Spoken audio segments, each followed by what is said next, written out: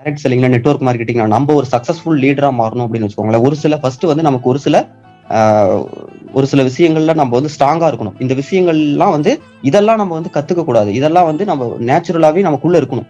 அந்த மாதிரி ஒரு சில விஷயங்களை ஃபர்ஸ்ட் பார்க்கலாமா? ஃபர்ஸ்ட் ஜெனியூனஸ். நம்ம இந்த பிசினஸை ஜெனியூனா பண்ணணும்.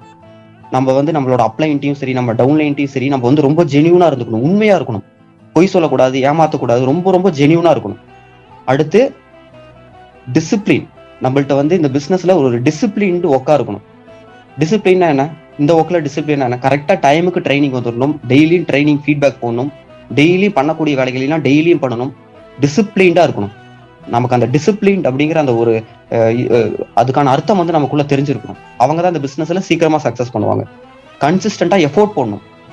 இந்த பிசினஸ்க்காக நம்ம டெய்லியும் ஒர்க் பண்ணணும். டெய்லி ஒர்க் பண்றதுக்கான அந்த ஒரு கான்ஃபிடென்ட் நமக்குள்ள இருக்கணும். கன்சிஸ்டன்டான எஃபோர்ட் நம்ம போட்டுக்கிட்டே இருக்கணும்.